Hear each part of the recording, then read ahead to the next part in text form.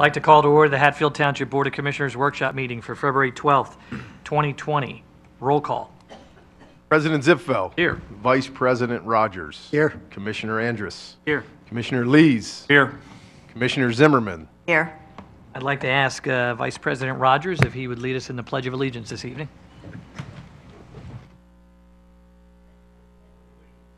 Flag of the United States of America, republic for which it stands, one nation, God, indivisible, with liberty and justice for all. I have to tell you that normally we only hear about 3 or 4 voices when we go through the pledge. To hear what I'm going to say, what seems like thousands of people tonight, is it's very enjoyable. So, all right, is there a motion for approval of tonight's agenda? So moved. Motion by Vice President Rogers. Second. Second by Commissioner Lees. All in favor of approving tonight's agenda, say aye. Aye. Opposed? Hearing none, we can move forward with the agenda that's before you and that's up on the screen. Citizens' comments. Okay, folks, you're all not here just suddenly because you wandered in off the street. There's an issue of some sort or multiple issues you'd like to discuss. There's going to be an opportunity for each of you, if you like, to come up to the podium through later on in the meeting. If you have an agenda item that is not related to the development that I suspect many of you are here to discuss, you're welcome to come up to the podium now. And so this first open mic, the citizens' comment, is for agenda items only. But again, if you're here for the development, we'll give you an opportunity to speak a little bit later. Anyone for non-development issue? All right, seeing none, we're going to move forward to our consent items. Is there a motion to move the consent item that's listed on the agenda into the record? So moved. Motion by Commissioner Andrus. Second. Second by Commissioner Zimmerman. Tonight's consent items moving into the record is pretty short. It's just the police report for the month of January 2020. With that, I will call the question. All in favor of moving that item into the record, say aye. Aye. Opposed? Hearing none, that is moved into the record. All right, we have a public hearing with regard to a conditional use application for Bexley Development, WB Homes. Address is 2505 and 2303 Orville Road. And I believe this is where I'm going to hand the ball off to our solicitor, John Iannozzi. Thank you, Mr. President. At this time, I will suspend the public meeting, and we will proceed into a public hearing. Before I begin, I just want to explain to the public what exactly is a conditional use. A conditional use is a permitted use within the code, and because of its special nature, has certain standards that the applicant will have to show has been met in order for the board to approve it. This board tonight is sitting in a quasi-judicial capacity. Their sole factor tonight is to determine whether the applicant has satisfied the conditions for the conditional use. Specifically, the conditional use that's before the board tonight is a conditional use to utilize the cluster development standard for the subject property in the R1A district. The way the hearing is going to happen is the applicant will put forth his witnesses, the board will be able to ask questions, everyone here will be able to ask any questions they want of the witnesses, and then the board will render a decision within 45 days. At this time, does anybody want party status? You don't need party status to ask questions or to give a statement on the application. Party status just allows you to present your own evidence, to cross-examine the witnesses, and to take an appeal if you want. At this time, I don't see anybody that wants party status, so I will move the following exhibits into the record. Letter to the reporter marked as T1, proof of publication marked as T2, affidavit of posting marked as T3, conditional use application marked as T4, list of neighbors' addresses who received notice of hearing T5, the legal notice T6, the zoning code T7. I will move them into the record at this time. Mr. Freemuth, do you have pre-marked exhibits? I'm going to expedite this as much as I can. So if you can go through your pre-marked exhibits, I'll move them into the record at this time. Sure. For the record, Andy Freemuth, attorney at Whistler Pearlstein here for the applicant. I have a packet of exhibits which I'll hand out. It's 8 exhibits, which will be applicants 1 through 8. I'll refer to them as A1 through 8. A1 is the application. A2 is a copy of the concept plan for the property. A3 is going to be a deed for the Miller property, which is one of the properties that's the subject of this application. A4 is the deed for the Lawton property, another property that's the subject of this application. A5 is a copy of the agreement of sale between the applicant for the Lawton property. A6 is the agreement of sale with the applicant for the Miller property. 7 is a deed for the Corrigan property, which is part of a land swap, which we'll explain in more detail as part of this application. And then A8 is a copy of the land swap agreement. Obviously, I'll have my witness testify to these in more detail at the beginning of his testimony, but I'll pass out the packets now. All right, for the record, I will move them into the exhibits, the hearing record. All right, Mr. Freeman, when you're ready, you can proceed with your case in chief.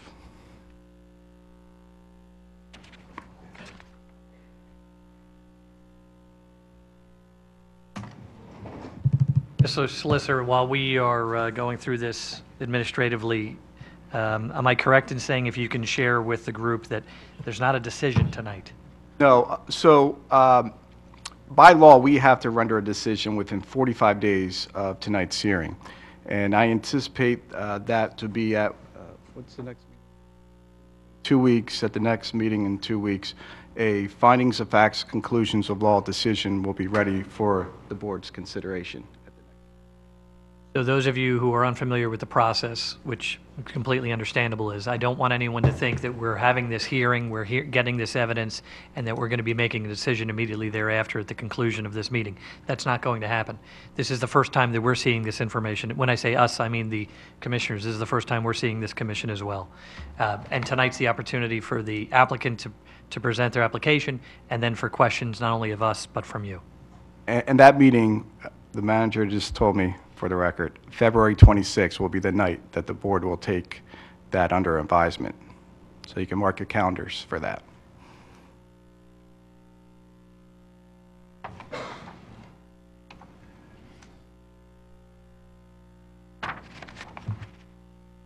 As you heard the solicitor mention, this is an application that's requesting conditional use for a residential cluster development on the properties that are the subject of this application, in accordance with the regulations of your zoning ordinance. Of course, the zoning ordinance contains a by right single-family development option, but also a cluster development option. The cluster option is something that permits a reduced lot size, but in exchange for that, it requires a portion of the property to be preserved as common open space. In this case, the ordinance requires a minimum of 15% of the developable area of the property to be maintained as common open space. When we looked at this site, or when the applicant looked at this site, they determined that the cluster option was a better option for the development of this property. And as you heard this evening, we are requesting conditional use. Conditional use, as I mentioned, is a permitted use, provided that the applicant demonstrates compliance with the requirements of the zoning ordinance. The exhibits that you received this evening and the testimony will establish that this plan and the applicant's proposed use will comply with the requirements of the zoning ordinance, which under the law results in a presumption that the proposed use will not be detrimental and is consistent with the public's health, safety, and welfare. In terms of overall process, this conditional use proceeding is just the first step in a larger land development process, which the applicant intends to engage in, provided they receive approval of the use this evening. So, in other words, the plan that you see here and that we'll discuss in more detail will have to become fully engineered. It will be reviewed and commented upon by the township's consultants. It will be reviewed by the Township Planning Commission. The applicant will get an opportunity to revise the plan, to address those comments, and resubmit, and ultimately come to the board here for approval. But that's all the land development process. Tonight we're here for just the conditional use, since the paperwork's been introduced into the record, I guess this is the time where we'll start the testimony to explain the application in more detail. I have two witnesses. My first witness is Chris Canavan on behalf of the applicant. He's with WB Homes. And my second witness is Ron Kloss. He's our engineer from Bowler Engineering. If I can have them both sworn in, I'll take Chris first, but we can get him sworn in now if that's okay.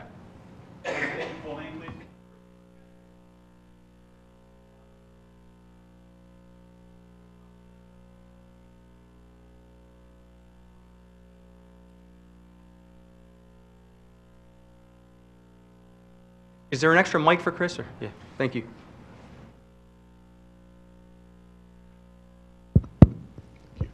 Thank you.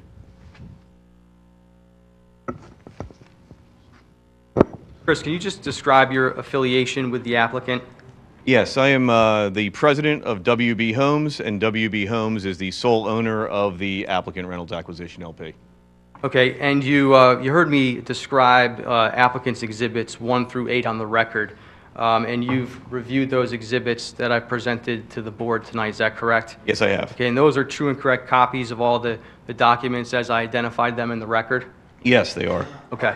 And just before we get into a larger description of the plan, I mentioned that there was a deed related to the Corrigan property and a land swap agreement. Can you just highlight that for us before we get going on the plan? Absolutely. I'm going to walk over on this side so the court reporter can see me. At the intersection of Holly and Pelham, the Corrigans own a triangular-shaped property, which is their primary residence. In order to allow us to line up the intersection with Holly and make a four-way intersection for the access into the Lawton property, we have worked with the Corrigans and are doing a acre for acre, if you will, land swap, where this triangle hatched here will be part of our new development, and the trapezoid-shaped property to the rear of the Corrigans' property will then become part of their property, which will make their new lot more rectilinear and in keeping with the neighborhood. And that agreement is memorialized in the land swap agreement, which is applicant's 8, correct? That is correct. Okay, sticking with the plan, can you just tell us about the site and the proposed use and development? Yes, I can. Just to get everybody oriented, I'm sure most of you know this is all your neighborhood, but so we're all working off of the same plan. Orvilla Road is the plan to the northwest on this plan that I'm showing with the red dot. Moore, the cul-de-sac comes through here. Pelham is the cul-de-sac shown on the northeasterly side of it. Holly Lane stubs out of the plan to the right, and then Stewart Drive to the bottom of the proposed land development. As Mr. Freemuth mentioned, there are 2 properties aside from the land swap that are subject of this application. The first is owned by Fran Lawton, which is the larger of the 2 tracts of ground immediately adjacent to Stewart Drive, Pelham, and has a narrow access out to Orvilla Road. The second property is to the left of the plan, sort of to the south and southwest of the plan, which is Karen Miller's property, which is shown here, and has frontage onto Orvilla at the S-bend. To the rear of the property is the creek, and there is floodplain as shown on the plan here. Just to walk us through, this is a 36-lot plan. We are only building 33 new homes. The 33 homes are the lots 1 to 33 here. 34 and 35 will be retained by Karen Miller as part of her property, and one of them contains the existing farmhouse and barn, and as of now, she has no intention of building anything on the other lot. The larger lot here, which is in the 4 to 5 acre range, is being retained by Fran Lawton, which contains the primary residence in the barn on the property, and that will continue to take access to Orvilla Road via the existing driveway. There is no interconnection between our existing road network and that lane out to Orvilla Road. In addition, from a transportation network, we are proposing a cul-de-sac for the development that would terminate to the rear of the Miller property and then provide a walking trail / emergency access out to Orvilla Road so as not to introduce traffic onto the bend in Orvilla Road.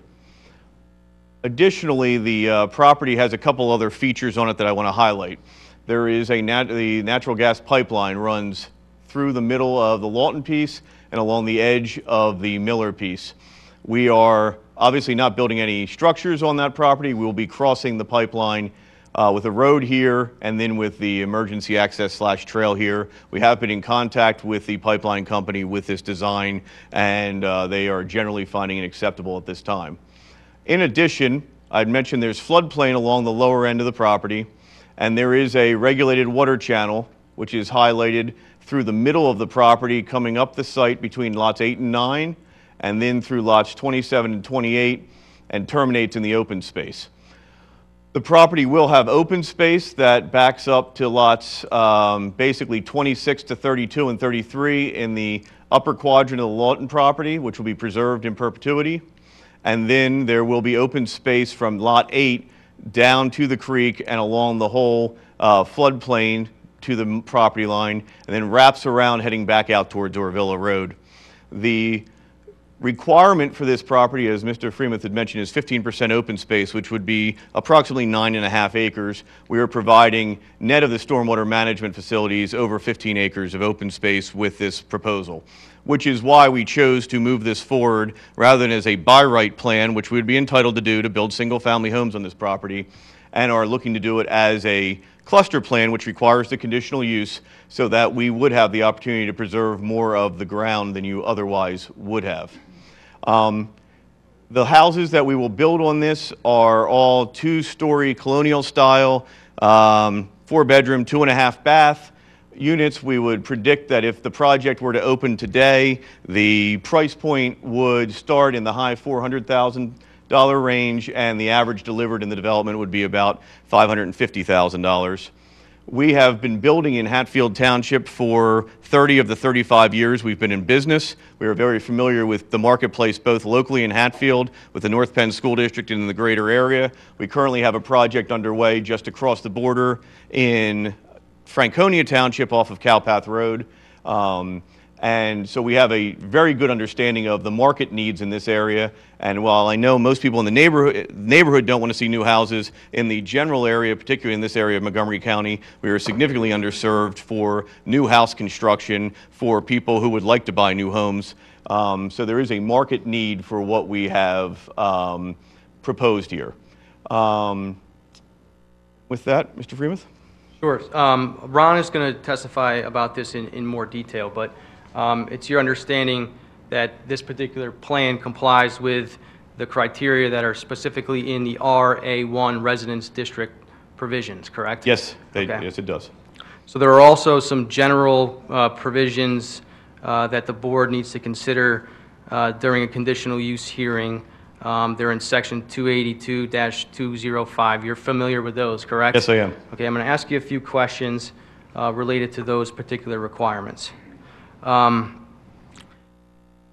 Number one, at any time was it determined that you needed to do any kind of market analysis for this particular site?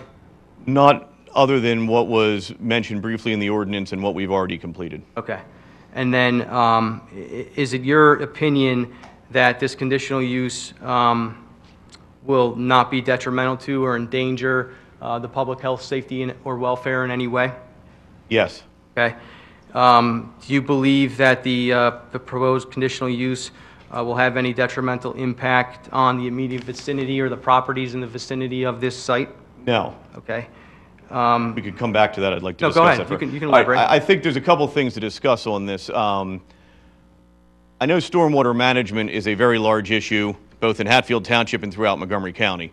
And there is concern. We have seen pictures. Obviously, the creek in this area does rise up during heavy rain events and does utilize the floodplain that's identified on the property.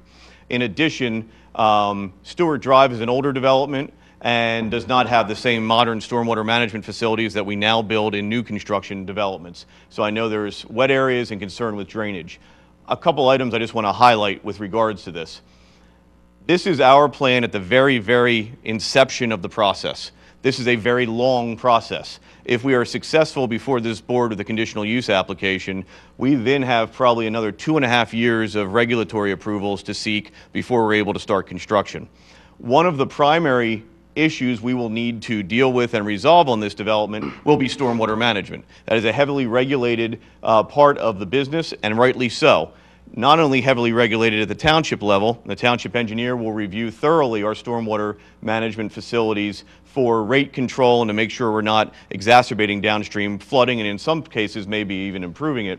We will also need a permit from the Montgomery County Conservation District known as an NPDES permit, and that is what allows us during construction to discharge construction stormwater from the site through silt basins and other things. And then there's also a post-construction portion of that, which requires us to manage on-site the difference between the pre and post 2-year storm event.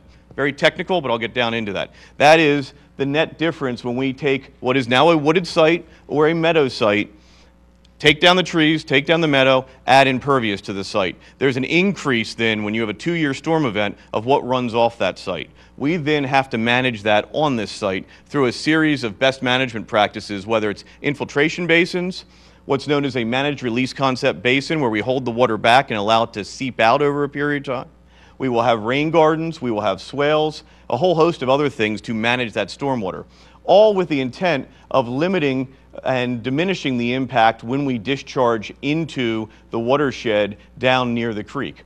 We are downstream of the neighbors that are along Pelham and Holly. The stormwater drains generally from the right of this plan to the left of this plan into this drainage channel.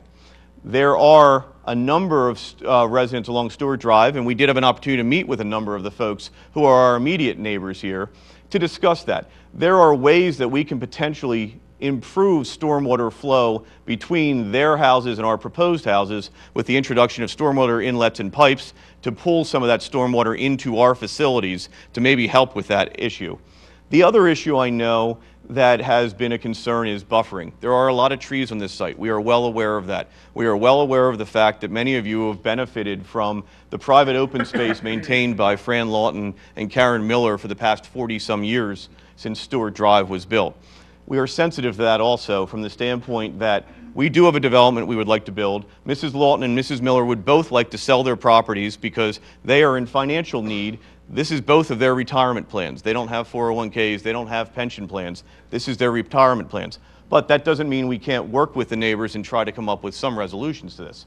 One of the issues that did come up during our initial meeting with the neighbors, particularly the houses shown here through 2 through 8, is there any way to slide this roadway to the northwest so it pushes lots 28 through 30 towards the pipeline so that we can increase the distance between our houses and the existing houses on Stewart Drive? We are currently working on that as an engineering issue. We do believe we'll be able to increase that by 20-some feet or more, which will allow us an opportunity to install, both leave some of the existing trees on that property line and then also install additional buffering within that area.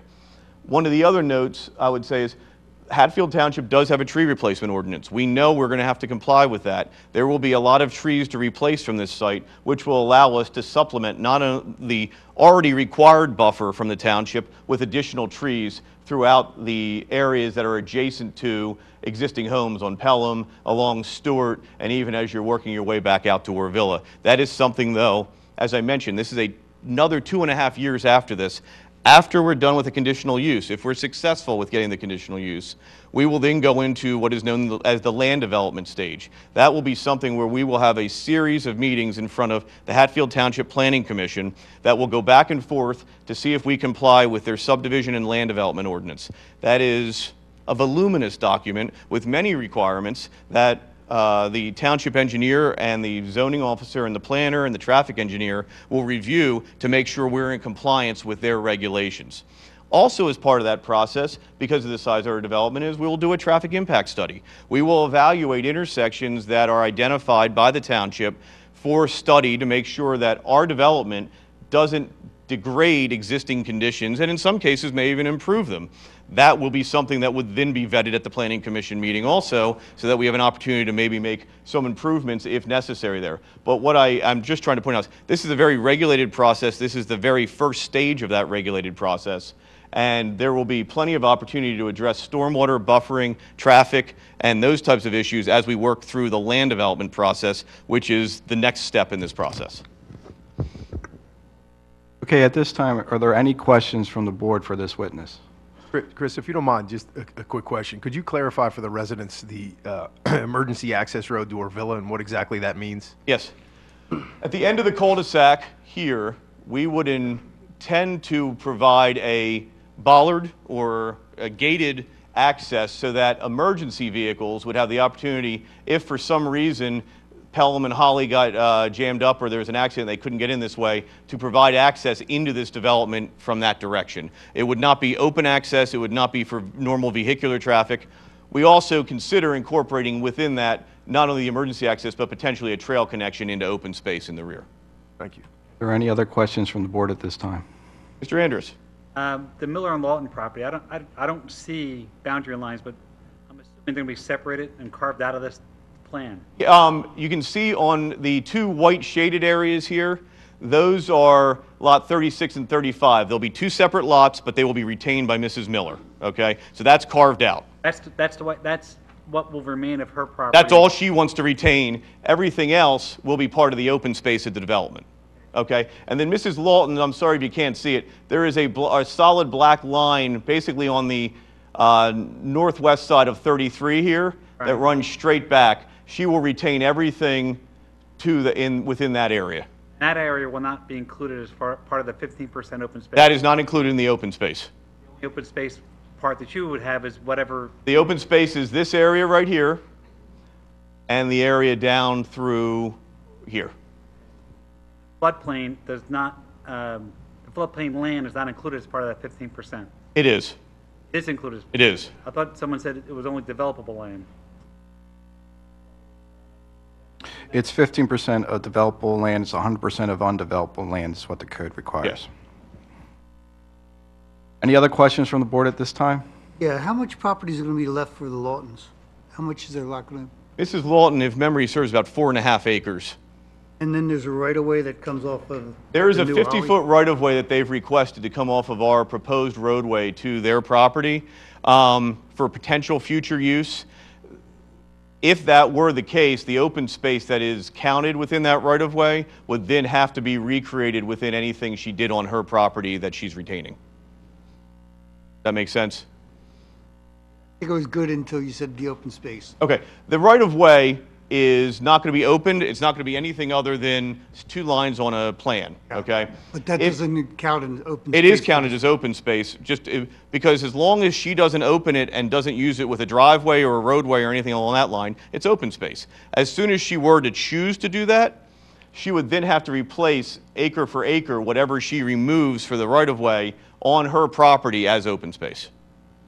So there would be the same net amount of open space either way. And that was a specific request of hers, just to retain access to her 4.5 acres, since the width of the current access is less than 25 feet. Spoke of the curve possibly and around the entranceway being moved more northward, if that's the right direction. Oh, right through here? Yep. Yes. And if that were to be moved, even let's just say 20 feet, right, north. Right. And then are you telling us that the proposed plan then would move all of those houses 1 through 8 roughly? It would also, they move in conjunction also roughly 20 feet north? Yeah, the lots would become deeper, which would then allow a greater rear yard between the houses and the other properties. And so my question is roughly, and I'm just an estimate, what's the distance then from where the properties would be from these newer homes to the existing homes if the additional distance was acquired by the, say, roughly 20 feet? Currently, from the rear of the house to the rear property line is 40 feet right now. That's the rear yard setback. Right. So we would be 60 feet to the property line. And we did some measurements on here. These houses are generally 40 feet from their property line. So instead of being 80 feet, we'd be 100 feet from the existing houses. And then when you were talking about trees, the existing trees, and I just want a clarification on this, you're talking about retaining the existing trees along that property line To the greatest extent possible. and then replacing as needed. Correct. So there would be, because those are obviously the people who would be impacted the most, from what I can tell. So there would be, you'd be creating a tree line between the two properties? Is that the Yeah, a is that the buffer intent? line consistent with both the ordinance and then going over and above that to try to retain many of the bigger lots, the trees. And is that proposal or that expectation, would that be the entire length from roughly houses 1 through 8? Yes. As you note, as we get to 1 and 2 and over to 8, those are significantly further from there. Gives us a little bit more room to work. Yeah, that's why I asked, because 1 and 8 have already greater distances. I didn't know if the plan is to follow the property line with the buffering of the trees, or is it, that plan was a certain No, distance? it would be and the then whole say it would be a whole property line. It's the whole Yeah. length of the property line there. Okay. Would you have a objection to having that as a condition of approval if the board was so inclined to grant this conditional To use? install a buffer to the satisfaction of the township engineer as part, no, I would not. Okay, thank you. And there's, you said houses 35, and I guess that's 36, those two right there. That's the Miller's existing home? There's, well, they own the farmhouse and barn. It's a tenant home. The Millers actually live in the house just immediately adjacent to it, off property. Oh, right, okay. That was their family's property, and they still own the house. So we're talking about 34 homes in total. 33, because, well, the lot here, which is 34, is not going to be built by us. We're not taking ownership of it. That will be retained by Mrs. Miller. What she chooses to do with it down the road is entirely within her control. We're going to be building 33 houses. Okay, I follow, then I understand, okay. Any questions from the public at this time for this witness? John, yes. can I just make one suggestion? Sure. I have just a handful of questions for Ron, just to identify the table and the fact that it meets compliance with the district regulations, maybe 2 or 3. And then we can And then open it up. then you can open it up and the public can ask any questions, and if it's appropriate for Chris to answer it, he can answer it, and if Ron can answer it, he can answer it. Okay. Actually, I Okay. have one more question before Mr. Cadavan, before we move on to your next witness. The potential stormwater area next to lot number 8. Yes. Describe that for us. What would that look like? Are we talking about? That's a good question right now, Okay. Mr. Ziffel. I'll tell you what I would imagine. If you're familiar with our Belmont Estates development, there is a basin along Hedgewood between where our development was and the older development. There's a larger basin within that area that's planted with vegetation, wildflower mix, a meadow. More than likely, we would design it that way. I will tell you that one of the next steps for us once we're done the conditional uses, if we are successful here, would be to go out and do infiltration testing on this site so that we can identify where we may or may not have infiltration, and then we will design our stormwater facilities accordingly. I will also note 33 new houses that we would build is our max. Stormwater will dictate what we need for stormwater management facilities. There is a chance we could lose a few lots in this development as we work through stormwater also, because we have to make them sized for what we need to meet the Conservation District regulations. Mr. Solicitor, is it premature to ask if this would be an HOA or not? Oh, you can certainly I will be happy to answer that, and Yes. yes, we will offer for dedication open space to the township if they would so choose to, because I know you have some open space in either direction along the creek. Whatever you wouldn't want, we would have in the hands of a homeowners association. All of the stormwater facilities will also be the responsibility of a homeowners association. We don't believe in putting that burden on individual lot owners. And the approval resolution would also state that we would have a right to look at the declarations to make sure everything is covered in the HOA documents. And funded properly. Correct. Yes. Mr. Freeman, if you want to go through your engineer, and then we'll turn it over to the board for questions for the engineer, and then turn it over to the public to ask any questions from both witnesses. That sounds great. I Okay. just have a handful of Barry questions. has one more. Just one more, though. You lost me a little bit on the open space. What is developable on that property, acre-wise? You know what, I'm going to leave, Ron is going to testify to that. I'll wait till after you then. Okay. All right. So I'm sorry I lost you on that. He'll be very clear on that. And lot 3 is exit to Pelham Drive, not to the development? Lot 33? Yes, 33 is I'm sorry, Ron, is the only lot that would take access out to Pelham.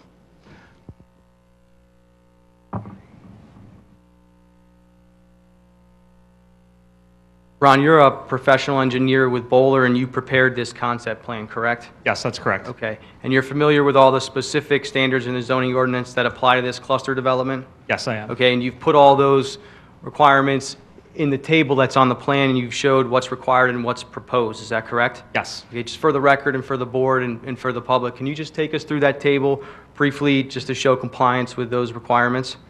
Sure. So under the RA1 cluster option, there's specific requirements that we have listed in the table on the plan. I'll walk through them now. One of them being a minimum tract area gross of 10 acres, which we have just about 37 acres here, so we meet that requirement. There's a minimum lot area requirement of 12,000 square feet. Each of the lots on this plan in front of you meet that 12,000 square foot requirement. Minimum lot width is 80 feet, and we actually have 86 feet minimum on these lots that are shown. The yard setbacks are a front yard setback of 35 feet, side yard 10-foot minimum, 30-foot aggregate, and a rear yard of 40-foot required. Each of these lots meet those requirements as far as the front, side, and rear yards go. There's a maximum building height requirement of 35 feet, which the proposed buildings will meet. Building coverage is 25% on the lot, and maximum impervious coverage is 35%. The smallest lot here being the 12,000 square foot lot has just under 25% building coverage at 24.45, and each of these lots have less than 35% impervious coverage. And there's a maximum dwelling unit requirement of 2.2 dwelling units per acre, which would actually allow us, based on the calculation, to be 60 dwelling units. We're actually much less than that. We're at 1.31 dwelling units per acre for the 36 units that are proposed here on this plan. Your ordinance also separately requires different flag lot requirements, and the two lots up in the upper left corner of the plan are designed as flag lots, and those flag lots must be a minimum of 1.5 times the area and have 1.5 times the front yard setback, so it's an 18,000 square foot minimum lot area, which both those meet that requirement. They're in excess of 20,000 square feet, and each of them have a 52.5 front yard building setback shown. And then there's also in your flag lot ordinance a maximum number of flag lots which are allowed. When you're at 31 to 45 lots, you're allowed up to 4, and as I said, we have 2 proposed here. So those are the RA1 cluster and your flag lot ordinance requirements. I'll try and answer your question now as far as the developable area goes. Just all the way at the top of that white area, we'd show the calculation of developable area. So we show a total of 36.903 acres total site area, which is the combined lot area. And then you can see we start backing out what's defined in your ordinance as undevelopable area, which is Orvilla Road right-of-way, floodway or floodplain, wetlands, waters, easements. In this case, the gas easement is netted out, and then any sanitary easement. The sanitary easement and the waters are shown as 0 because they fall within another category of those. So the total undevelopable area is 9.44 acres on this site, which means the net developable area is 27.462. Those two numbers are used to calculate the open space requirement. So your open space, and it's down below the chart, at the bottom of the chart, the open space calculation is 15% of the developable area plus 100% of all undevelopable area. So that calculation works out to be 13.56 acres required, and we have in excess of 15 acres shown on this plan. So I hope that answers the open space questions. And the code has requirements for the design of open space, the ownership and maintenance of open space, as well as the offer of dedication for open space, and those requirements are met. Is that correct? Yes. And they're in the notes? We do note those on the plan. As Chris indicated, we will offer the open space to the township. In the event that the township does not accept the open space, the homeowners association would own and maintain the open space. And you also have a requirement in your ordinance that the open space can't be further subdivided or sold off. And we note that on the plans, and we'll comply with that as well. This plan should comply with any kind of parking requirements for this development? Yes. Okay. Single-family residential requires 2 cars per unit. These buildings, although the driveways aren't shown there, as we get to the land development application, we'll show an 18-foot wide driveway, so we'll show that we can meet 2 cars per unit on the lots themselves. And it'll be served by public water and sewer? Yes, correct. That's all that I have. Any other questions for this witness from the board? The driveways are included as impervious cover of that 25%? Of the 35%. Oh, 35%. Yes, they will be. So when we get into land development, we can show a calculation, and we've worked with Brian on this before, where we show each lot, what the breakdown is of the building coverage, the impervious coverage on each lot. We usually throw in some additional if there's an expansion to the building there, and we show that we, A, meet the requirement as far as the impervious goes of 35% per lot, and then also that ties into our stormwater management design. If someone wants to put a patio, that part of the home, or is that part of the impervious total? Patios, I believe open-aired patios are counted towards your impervious, whereas a sunroom covered area would then go into your building coverage, 25% building coverage requirement. And they don't look like traditional flag lots. Typical to see them behind a home. How is it that they are defined as flag lots there?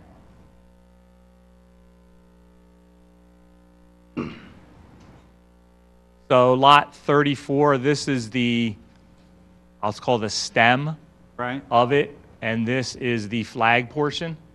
Okay, so it's not the units in the Miller subdivision you have, it's not the ones on the bowl with the cul-de-sac? No, it's these Got two it, lots okay. right here, All right. 34 and 35. Those are the two flag lots for this property. All the others meet the frontage requirements, so they're not considered flags. Ron, if you don't mind to piggyback on that, the lane that would access the two is shared, I assume? Yeah, what we probably would do is, and again, we'll work out the details, but right now conceptually, we show this white area right here is that emergency access that Chris talked about, and probably this would be a shared area to access. There's an existing driveway right about here for the existing lot. This may be shared for 34, but again, as Chris indicated, that's going to be developed by the current owner. We show a building there just to show that we can meet the building setback requirements and the coverage requirements. We don't know what that building is going to be at the end of the day. No, I understood that. I guess the concern is that if that lane, I'll call it, is potentially as an emergency access, as well as for access for those two dwellings, we had another subdivision recently where the concern, it was a similar kind of arrangement, and the concern was, what if either of those homes has the proverbial, christening and giant party at their house? That's all parked in, and God forbid there's a emergency that access needs to be used, and then you're trying to find people to move the cars. The answer to that, Brian, is I think during the land development process, our goal is to minimize access to Orvilla Road, the number of curb cuts. Right. But we're happy to work with the fire marshal and the fire department to come up with an acceptable plan. Our goal would be for the two houses to have a shared driveway so as to limit the curb cut. Right. If we need to widen that out and segregate a portion of it to be the emergency access, I think that's something we can work out as part of the design of the project. I just kind of thrown it out there because that question had come up before, and that particular project hasn't been, it was quite a struggle to get something that worked for everybody, so I figured I'd throw it out there now. Any other questions from the board for this witness? I have a couple of questions. So this is owned, this is already an RA1 district, right? This is not a rezone. Correct. Okay, and not everybody probably knows the distinction between a conditional use application and a rezone. So I guess my question is really more by way of you explaining to us, but also to the crowd, that regardless of this application, you still have an ability to build homes, residential homes at this site, is that correct? Correct. Single family is still permitted here under the RA1. The difference is we're proposing the cluster development versus the underlying, the RA1, a regular single family development has slightly different bulk criteria. So in other words, lot area minimum is 20,000 square feet versus 18,000 square feet. There's different building setbacks, lot width of 100 feet versus 80 feet. So there's different criteria for a standard single family versus the cluster option that we're proposing here. You answered my question. I was going to see if you could just generally articulate the difference between what you have the by right right to do now, as opposed to the application that you're currently presenting to us. Not only so we know the difference, but so the people in the audience know the difference. Right, and the other important point, and Chris alluded to it earlier, was under this cluster option, you have the minimum open space requirement, whereas under the standard option, you don't. So this allows, that preserved area along the West Branch and the Chamonix Creek along the southern side of the property to be preserved as open space here. Give a rough guess of what the, if you didn't do the cluster, how many homes you'd be able to put back there? We'd probably be around the same amount here. No open space. Correct, but we wouldn't have an open space requirement then. Like I said, the lot areas are a little bit larger in 20,000 square feet versus 12 or 18,000 for a flag, and the lot width is a little bit larger at 100 foot versus 80 foot under the cluster. So you can see if you start to spread out those lots a little bit wider, the cul-de-sac may be a little bit different at the end. The configuration probably would have still been the same as far as the roadway network. We still would have taken access out onto Pelham at the intersection there. So not much would have changed that way in the way of the roadway network. Again, it might have been extended a little bit longer, but we still could have picked up the same number of units. Thank you.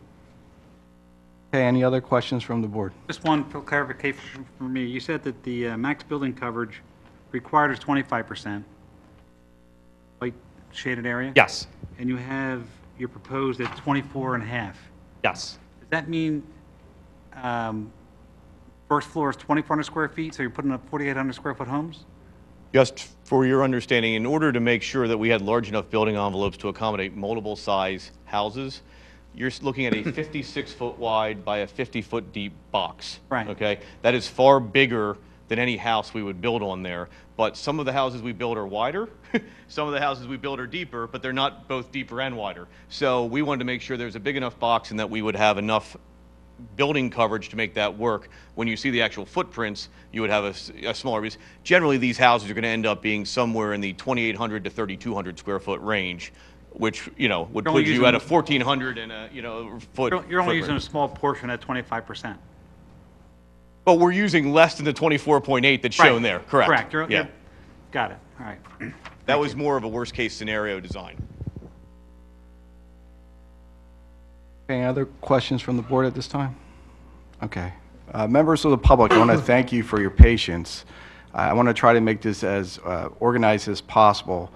So if you have a question for either Chris or Ron, what I would ask you to do is ask for the microphone, state your name for the record and address, ask the question to the respective witness, and they'll be happy to answer the question for you. So anybody at this time have any questions for the two respective witnesses? Go kind of work our way over it. You can be like Vanna White, just hand out the microphone, okay? All right. That's a compliment I've had all day. All right. Just state your name, sir, for the record and address, and then you can ask your question. Hi, Richard Morrison, 2325 East Revilla Road. You said construction would start in approximately 2.5 years.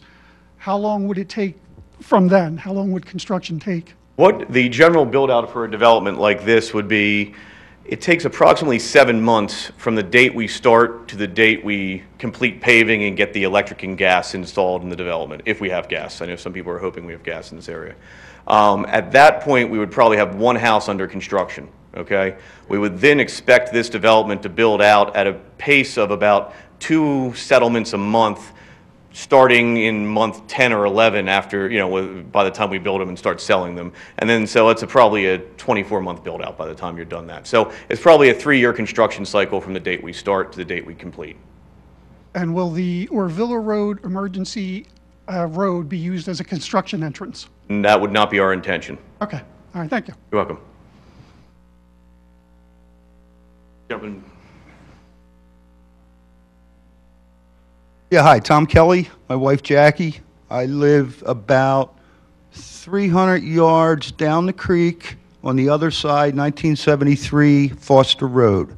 Our back of our house, our property goes right up to the 100-year floodplain. So, a couple things, and I'm sure everybody else here has a lot of other questions, but your swampy basin there at the bottom, so like in midsummer, like, is that going to have a bunch of mosquitoes all around the place? And that is the design of our stormwater management basins is designed for a couple things. There are strict limits on the dewatering time for a basin. They have to be dewatered within 72 hours. That is directly related to the growth of mosquito and insect larvae when it comes down to it. We also plant them with plants, trees, other vegetation that allow an ecosystem to be created that also works to control mosquito population in that regard. Perfect. Do you live near water? Yes, I live right on the Skipback Creek. Okay, so the floods can be pretty crazy. Yes, they And can. We say 100-year floodplain. I don't know if you've seen this creek lately. I've had several neighbors on Stewart have been kind enough to share recent pictures with me, yes. Okay, all right. Other thing is really congestion, Okay. right? I don't think we can widen Cowpath Road, can we? I thought that was already nixed. So what are we going to do about congestion? You said you're going to improve it. Not congestion on Cowpath Road. I can work on possibly local neighborhood streets. Cowpath Road, there's knowing a little bit about pass-through traffic in this township and things of that nature, the 33 homes we're going to build on here will have a de minimis impact on Cowpath Road, primarily because of the amount of background traffic that already exists on Cowpath Road. You live on the Skipback Creek, right? Yes. Okay, so you don't work or drive Cowpath I work in Road. North Wales. Through this, I go to St. Maria Goretti, so I'm quite familiar Well, with it's it. horrible. I mean, grew a up lot of with people North here, Bend. I'm sure, will say it's crazy, Right. the congestion. I mean, even coming up 309, you know? So you said you're going to improve it. So you're just Not talking in the neighborhoods? In the neighborhoods, if there's particular issues. That is a larger regional issue that we will do a traffic study, and I am quite confident our traffic study will show our development will have no impact on the flow of traffic on Cowpath Road because, again, the amount of background traffic that exists. Seriously? Absolutely. We're adding very few peak hours compared to what is already out there. I'm not arguing with you that it's not bad. I'm just saying what we're adding is so insignificant that it doesn't make it, that this alone doesn't make it worse. Okay. Any other questions from the public? Just raise your hand, we'll get you the microphone. Oh, yeah, by the way, the back of my house, like I said, I'm about 200, 300 yards I'm down the familiar with creek. Foster, yes. Yep, on Foster. There's a deer population back there. There's about, I count at least 40 head of deer. Where are they going to go? Or are they just going to get hit by cars and die? We do not relocate deer. Sir, ma'am, One, ma'am, please, ma'am. one at a time. Listen. One at a time. Yes, you say your name, address, you ask your question, you pass the microphone. We got to keep order here because I want to make sure everyone's voice is heard. So let's please keep a level of decorum. It's just kicking it off. No problem. All right, so who has the next question? Okay. Yeah, if you mind, answer the question first, The please. deer population, we are creating a development that has open space and paths for the deer population. There's no different than when each of your developments were built and there's a deer population before that. That is something they move around. Sir, just state your name, address, and ask your question, please. Mark Hogan, 1945 Stewart Drive. So, in relation to the question, without answering it yet, I'm going to pose it back to you again. As far as the natural areas that you're putting in here, you talk about developing the natural areas, but at the same time, you're destroying a natural area that exists back there already. So the displacement of the animals, first of all, is a major concern for many of the neighbors that live here. Second is the replacement of the natural area that you talk about in terms of putting back. Putting back the trees is fine, and I understand that from a natural concept that we're trying to do it from a conservation standpoint. But the time that it takes to put that natural area back, talking about an average starting plan of about 20 years for that tree life to even get back to its normal status. So what are you going to do in the meantime to take care of that from a naturalization? I'm not sure in the meantime, and the best I can do is plant more trees and allow them to grow in their normal course of growth. Still not answering the question by taking away all of the natural area that exists currently. Well, I think starting with, this is private property. It is owned by two women who have private rights. Understood. Okay? They have agreed to sell the ground to us, and we are developing it in accordance with township regulations. Okay? We are doing our best to do it in as sensitive a manner as we are able to while still developing the property so that the two property owners can also receive some financial payment out of the property. So there's a give and take that comes into this process, but this is not public ground, this is private ground, and the owners have the right to sell that property, and we are looking at developing it in accordance with the regulations of the township. Understood. Not satisfied, but understood. As far as the storm waste management, you also talk about the areas that you're going to improve and how you're going to improve that for what currently exists back there. Based on the setup and the discussions that you've had so far, I'm not pleased with the answers so far as what you're going to do in that development. Can you further expand on that? I need a specific question. In terms of how you're going to develop the stormwater management back there for all of those properties, especially the ones that are along Stewart right now, what is the plan for that, based on the way that those homes are also going to drain into that property? The rear areas of Stewart Drive and probably the front of them do drain to an area along this property line and eventually end up in this swale right here. Although we have not designed the stormwater management system yet, what I would imagine would be designed would be a series of stormwater pipes within the existing roadway that end up discharging into our stormwater facilities. In order to accommodate stormwater runoff from the rear area here, typically what we do is run stormwater pipes with inlets, maybe every other lot, every lot, something in that area, to pick up that stormwater to get it into the pipes to get it to the basin. In addition, there will be some naturalized swales that would go along with the buffering that we would put in here to help control that stormwater management. Still not satisfied with your answers, but we'll wait for the further designs to see how this goes too. And also, along the point of the traffic increases of what's going on with this, we talk about the areas, and I understand that the main roads, Cowpath, 309, those things are outside of the buffers and control. But we're talking about adding 66 cars, and to the board as well. Like, this is a large amount of people that are being added to this area alone, let alone in the neighborhood. We've already got enough congestion issues as it is. We've talked about improvement opportunities as they stand, even off of Orvilla Road right now through Cowpath, and that has finally just been approved to start the construction on that. But based on what we're adding into this neighborhood alone, for neighbors that sit in this area and watch the cars go through this property in a 25-mile-an-hour zone, we're watching cars at 40, 50, 60 miles an hour blow through the neighborhood, let alone blow through stop signs on the corner. For somebody who lives on a corner property raising children there, I get a danger zone.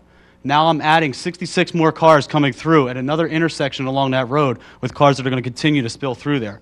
So I guess a question back for the board as well as to the developers is, what are we going to do to help regulate this traffic coming through here? Are we going to be adding police to this? Are we going to be adding patrols that are going to be going through the areas to manage this? Or what's the expectation for it? I'll answer that. Part of the land development process, the applicant will have to do a traffic study, and the township traffic engineer will have to review all those legitimate concerns, and they will be flushed out and determined through the land development process. So it doesn't satisfy your question tonight, but I can rest assured there is a process in place during the land development process to vet those issues and make sure those issues are addressed. Chris, do you want to add anything to that? I would reiterate that we are at the very early stage of this process, and it's incremental. To get the conditional use approval would be the first step, and there's a lot of engineering and a lot of design and a lot of study that further goes into it to mitigate and deal with many of the issues that are being brought up here. May not be to your satisfaction, but there is a set of concrete rules and regulations, not only at the local level, but at the state level,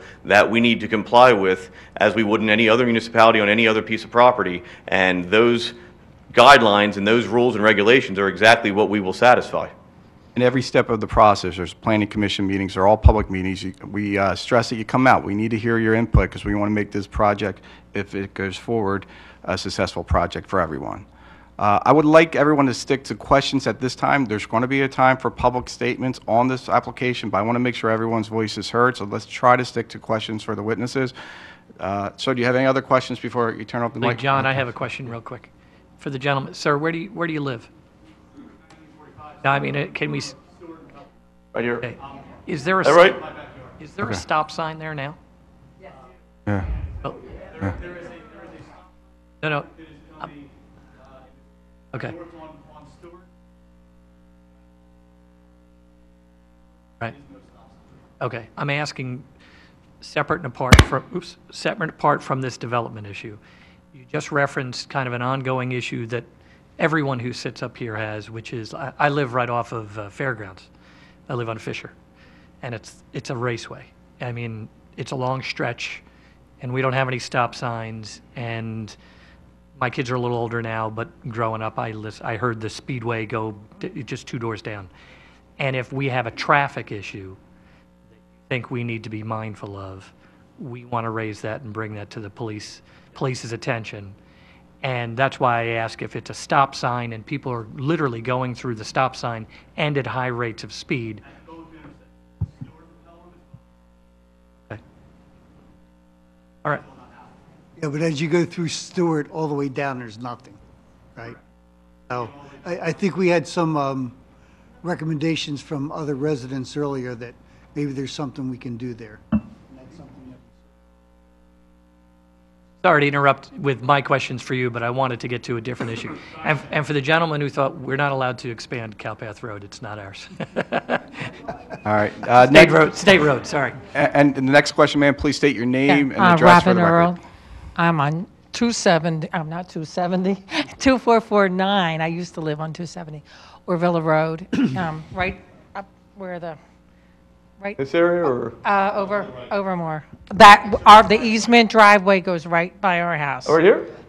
Yeah, that's our house Okay. there, yes. Ma'am, what was And, your name? I didn't I get... did say it, but Robin Earl, Okay, thank you. 2449 East Villa Road.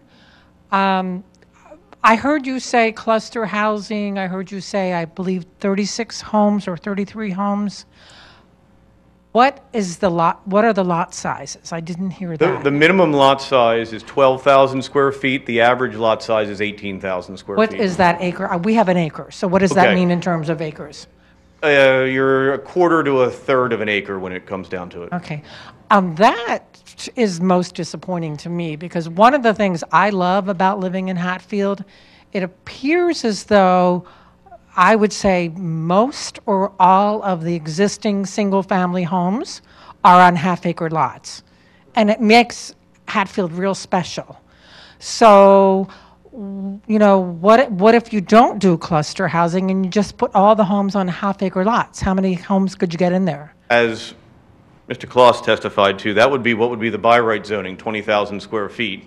And you would end up utilizing a similar road network. We might have to add some additional road over here. You would end up with approximately the same number of lots, but you would have no green space throughout the development, and you would have, many of the lots would extend into the floodplain and other areas, and there'd be no area for common open space. The whole purpose behind the R1A cluster is to allow for a certain amount of common open space, and you reduce the lot size to allow that. So you're saying that if you don't do the cluster, you could still get the same amount of homes? Generally, yes.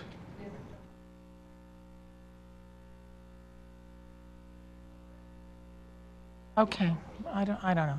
I don't know. Me personally, I don't know how everyone else feels. I just like the big lots. Okay, what else?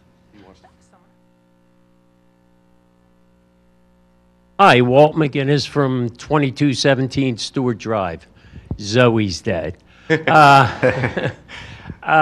any consideration been put aside here in this open space for playgrounds or any kind of activities where maybe trails or something like that? That would be something I think we'll discuss further with the township should we make it through this process. My understanding is it would be appropriate, since there is already an informal trail along the sewer easement that people are currently using on Mrs. Lawton and Mrs. Miller's property, to probably look at extending that. I believe that would connect into other trail plans that Hatfield Township already has to the upstream and downstream of this property.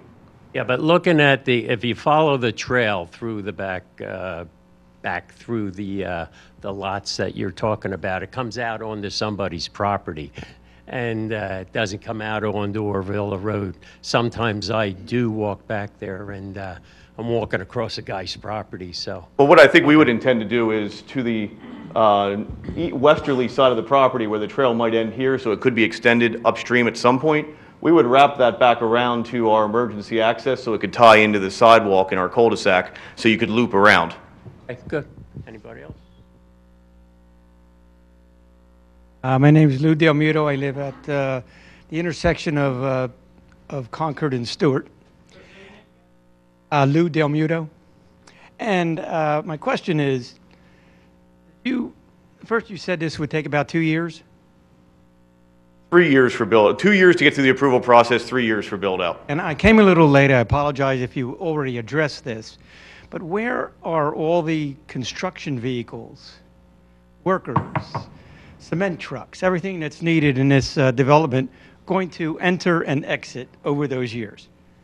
Our intention obviously would be they would come through this entrance. We would need to work with the township and the police department and the fire department to determine the quickest route off of the highest service level road to get them in here so as not to disturb any more neighbors than we had to. Right, because if you come off line Lexington into Concord, I mean, you have to wind all the way up Stewart. That would there be some sort of restriction or sign that, you know? We have and before we have been happy to enter into that within our land development agreement, which is an agreement between us as a developer and the township.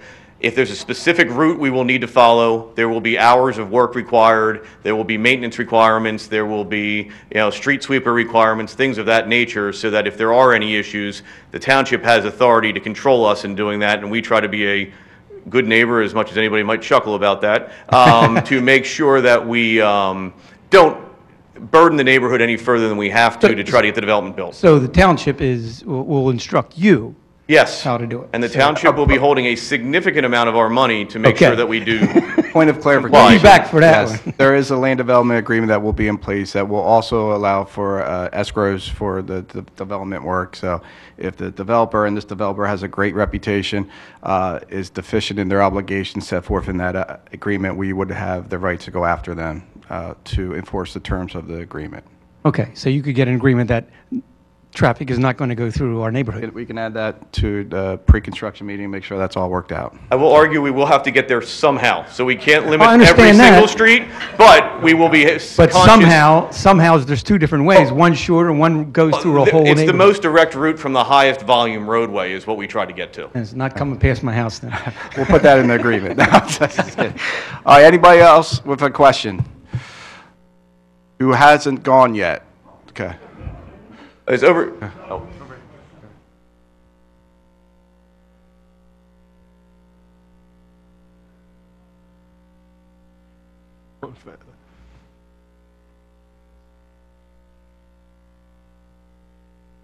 Hi, my name is Dawn Lindy. I live at 2339 East Orville Road. We are actually the third biggest property out of these two that are being bought. WB Homes actually contacted us to sell, yes. But our property has been in our family since 1925, and we had no intention of selling. My question is, how are you building so close to the pipeline? What is the easement that you have to be from the pipeline? I know with our property, when we do things, when we dig, we put an invisible fence in, we had to contact the pipeline. They had to come out and check to see how close. So looking at your plans, a lot of the homes are very close to that pipeline. How are you doing that? We have worked with the pipeline. As you know, there are two lines, if you can see on this particular plan, the two pipelines run right through the middle of the easement. The outer black lines are the outer extent of their easement. That outer extent of the easement is the area in which you can't build. That's actually my next question. We have been in contact with the pipeline, and they informed us as of today that they know nothing about this. So that's my next question. I'm not as sure who you spoke to, and I'd be interested to talk to who that was. We've had 3 conversations with both the local rep and then a guy down in Texas specifically about our access point. So. Hi, Joyce Lindy, 2339 East Orville Road. You're saying about people's private property and that you don't, the 2 farms are, you know, selling to you and everything. Then why is my almost 4.87 acres being staked out and my one area of my trees all have the little ribbons on that they put on when they're going to take down trees and everything? I've admitted to nothing that you can take anything down. It's private property and it's posted. We should not be accessing your property, and if we did, it was an error by a surveyor. There are no trees to be taken down. They're establishing, and my guess is it's establishing the property line between the 2 properties. What 2 properties? Your property line is this pinkish, purplish line right here, and Mrs. Lawton's property's here, Mrs. Miller's property's here, and we have to establish so that we do maintain what the appropriate line is for the property boundary between the 2. Well, my property, stating it's in the middle. Yes, your property is right here. Goes down 3 houses to the left and 3 houses to the right. So where these things are staked out, they weren't even anywhere near Karen's property. They were on my property being staked out.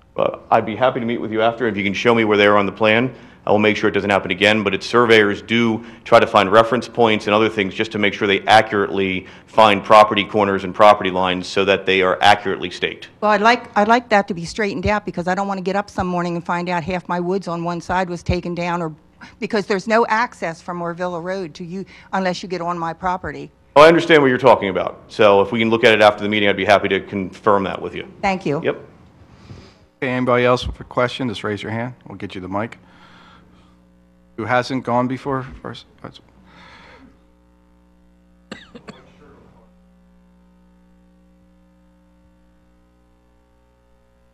Jackie Haraschak, 1026 Pelham Drive. We are the house in the cul-de-sac.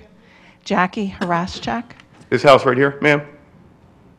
one at the end, right there, yeah. Okay. The one we picked out that lot in a cornfield because there was no other access. Our kids grew up there, grandkids play there, it's great.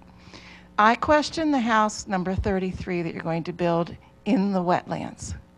When they built Moore Drive and developed those houses, there were only supposed to be 5 in there. All of a sudden, house number 6 showed up next to us in the wetlands. They promised us with the retention basin, our water problems would all be solved. No. The water comes from Merle Drive, between the Moore Drive houses and my house, and it flows all the way down through into Franny's property. This channel right here. Yeah, right where that house is a swampland, and it's much lower than the road. So what they did when they built Moore Drive, they built up the road, the land all around there and the retention pond. Guess where the water goes? In my yard. Your property. Right now, I have a lake. I own 2 boats, or my husband does. We could float a boat in our backyard. It has gotten worse and worse and worse. And now you're going to block the drain where our water flows through there and down to the creek. We have had a qualified wetlands consultant come out onto the site and flag the regulated features in the property, which would be wetlands and watercourse. I would be happy to meet with you to discuss if there's any way in with the construction we're doing, we might be able to alleviate some of the concerns you have so that we can move the stormwater to where it needs to eventually get to. That's things we have done in the past on developments to sort of clean up the whole area if that's necessary through some additional piping or whatever, and we can facilitate that with the engineer's office. You'd be crazy to build that house number 33. We go through a sump pump every several years. We've lived in that house for 43 years. It's a swamp. An absolute swamp. Well, as I mentioned, as we go through this process, I have 33 lots shown on here. Stormwater design and stormwater infiltration testing will inform, and there may be some lots that are not there by the time we're done, and I appreciate that feedback. Hopefully not, because I will tell those people, good luck, because you will have a lot of water in your basement. Second question.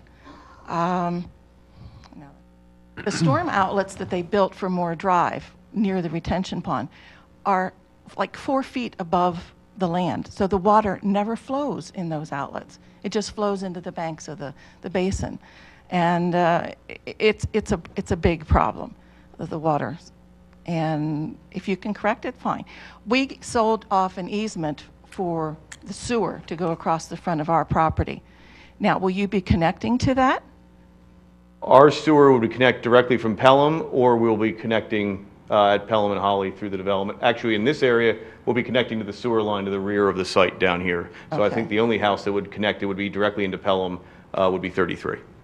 Okay, so if we get rid of 33, we'll be happy. Okay. Those are just a couple of Thank you. questions. I appreciate it. Anybody else, please raise your hand that hasn't gone yet, and we'll... Young lady right here. I have a question. Jackie Kelly, 1973 Foster Road. Have you purchased the properties already? No, we are the equitable owners of the property, meaning we have the right to go through this process and we have the right to buy them subject to certain conditions. Okay. And under the law, you can get standing through equitable ownership, and that's what they have. So they have standing to be here because they're equitable owners pursuant to a signed agreement of sale. Okay. I guess well, my next question would be, can Hatfield Township purchase this and retain it as open land? Yeah, there you go.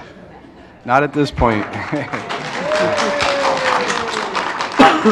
I'll field that one, folks. Anyone want to take a wild guess what our annual budget is on it, roughly? Just throw out a number.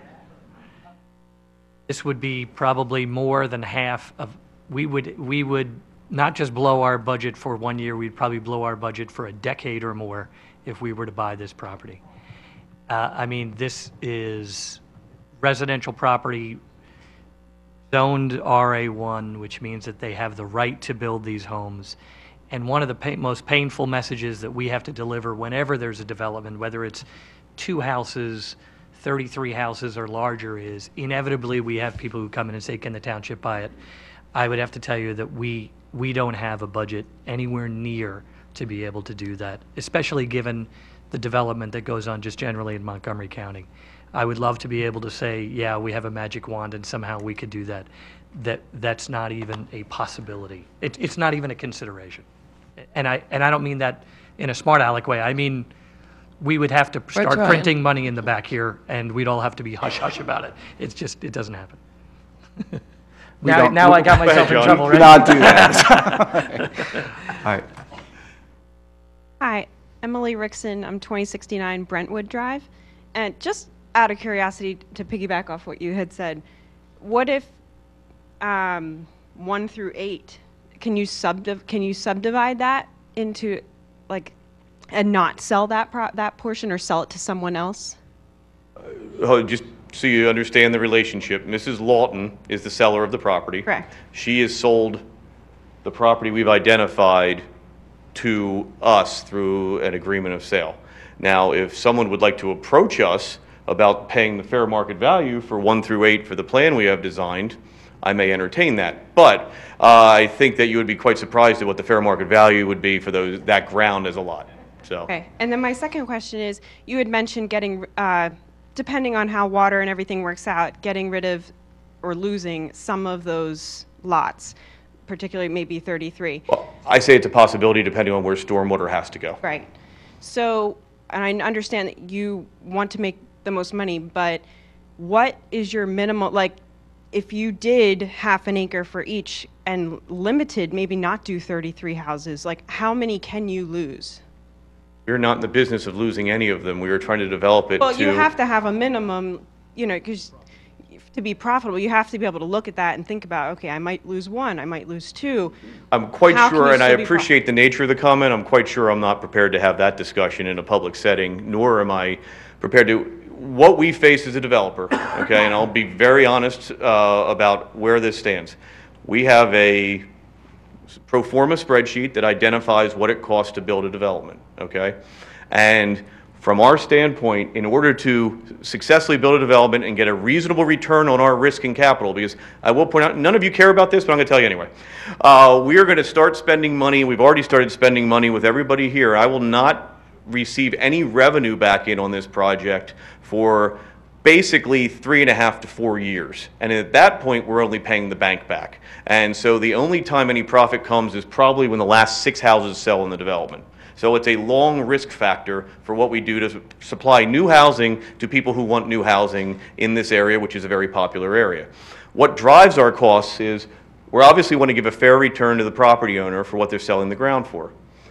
The cost for site improvements, which are the roads, the streets, the curbs, the sewer, the storm sewer, et cetera, has gone up exponentially in the last 15 years for the cost. That is a higher cost than what the land value is on each house that we sell. Okay, and the cost to just get to an improved lot, which is just allowing us to have all the roads in and grade it off, is only about 28% of what the total value of the outsale value is on the house. House costs have gone up on us, so the reasonable return we're looking for, we need as many units as we can reasonably get on here to divide the cost of all the improvements that are on the site to keep it within a range that what we're building here would be considered affordable housing in Montgomery County for new construction in the $400,000 to $550,000 range, which is absolutely crazy when you think about it, but that's considered affordable single-family housing. Yes. So back to my question is, if you kept it consistent with the bordering development, which we all have about at least half an acre or so. About 20,000 square feet. Yeah. Yep. So, and you did that with your property, with your lots.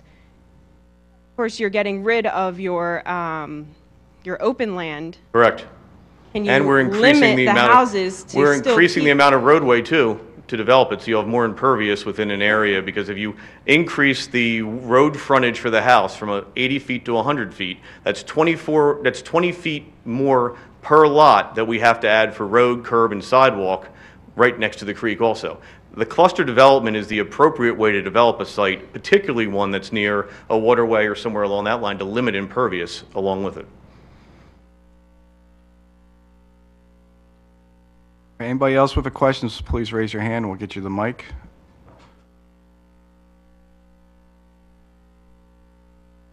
Jim McAuliffe from 2020 Rosemary Way. My house is not on that map. I'm just here, just to see what's going on in the township. So, just my observance, it seems to me that 1 through 8 are going to affect existing houses the most, right? Because they back right up to the existing houses. So, you got 8 houses that are backing up to 6. And I guess this kind of leads to, you know, what you were asking earlier, can you reduce the number of houses in order to, you know, make it more livable? So just from my experience in my neighborhood, and I've been there 25 years, Castle Heights started out, it had 4 phases. Phase 1 and 2 were 1/3 of an acre, and 3 and 4 were half an acre. So could something like that be done here, especially with 1 through 8, where most of your buffer's on the left-hand side of the map? Maybe you can continue with a cluster over there, but 1 through 8 could be 20,000 square foot lots. Could something like that be done? Like I hear what 1/3 you're saying, and I understand your concept. I think the issue is we're trying to keep the development area in the area where we have the ground furthest from the floodplain, and quite frankly, I understand what you're saying, 8 versus 6, but we are building like-kind houses adjacent to like-kind houses. You've got basically the same thing you have across the street from you, you're going to have behind you. And I understand you've lived with woods behind you for 40-plus years since the development was built. This is not an incompatible land use. This is a compatible land use adjacent to each other that, while I appreciate the barest difference, to build 6 houses here versus 8 houses here would be, indistinguishable within a short period of time versus trying to spread them out to areas that may not be as appropriate for development on the property. That would be my response. Anybody else with a question, please raise your hand. We'll get you the mic. Who hasn't Gentleman gone in the yet? back.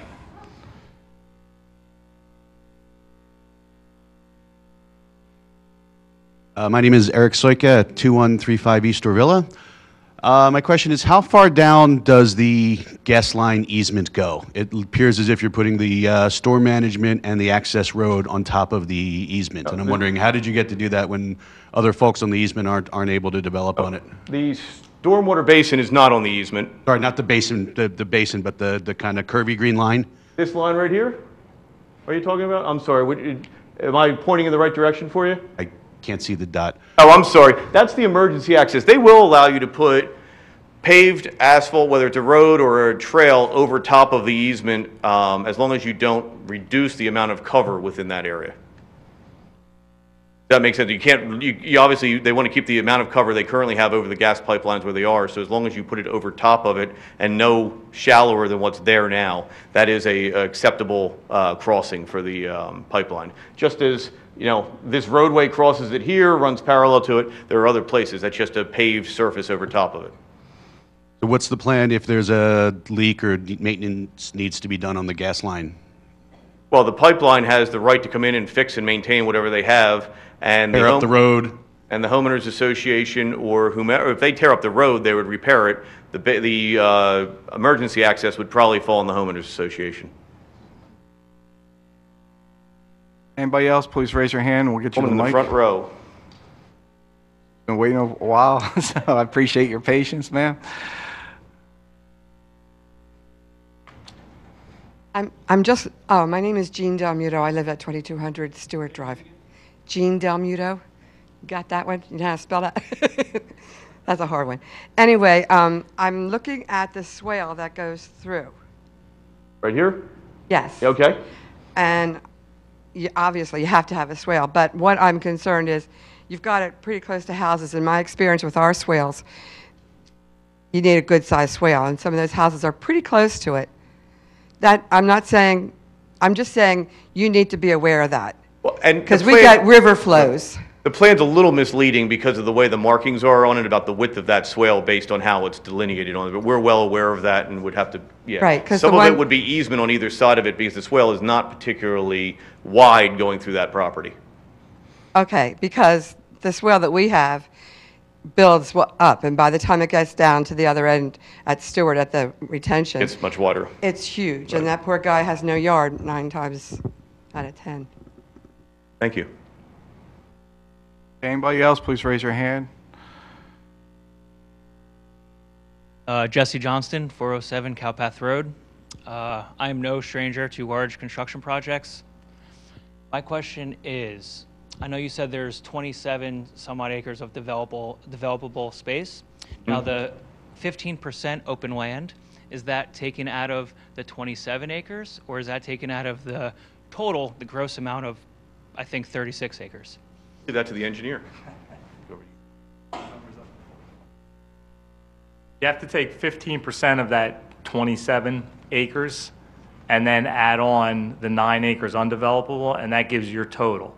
So the total is 13 acres, roughly 13 acres required, and this plan shows roughly 15 and a half acres provided.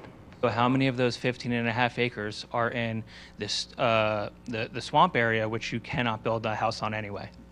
Well, that's the total. When you say the swamp area, the floodplain area is roughly 6.5 acres, and that's that area along the left side of the plan. All right, anybody else, please raise your hand. We'll get you the mic.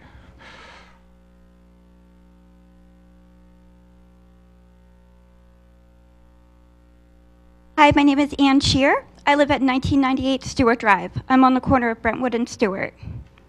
So essentially, I would be looking into your development. My question is noise level. I work from home. I work 19 hours a day. I'm actually taking time off work right now. My boss is not happy. So if this goes through, what is my noise level I'm gonna have to be? Because I have meetings I need to do. My husband works from home. Like, We are regulated by the township for the hours of construction and what we can do and at what time we can do that. Otherwise, it would be normal construction hours. I'm not sure exactly the township's regulations here, 7 to 5, something like that during the week, and it's limited on Saturdays and Sundays. so my other question would be, should this project go through, you're opening up the access road onto Pelham. During this creation of this road, are people actually going to be able to have access to go on to Holly, or will we be blocked off from using that road for a certain period of time because of your construction vehicles and how they have to maintain? At you would have full access at all times going from Pelham on to Holly. We would put a construction entrance here and build back from there. You know, you may have a piece of equipment that's driving by that may limit you for 3 or 4 minutes while it's pulling into the development, but it's not something that would close the road off for a period of time. Okay. So then I do also know people with the wildlife. We do have a very high deer population. My husband has lived here for over 40 years, and I have lived here for almost 20. When I first moved in, we hardly saw any animal wildlife population. When they started clearing the land by the marsh there, that's when we started to see the wildlife come out.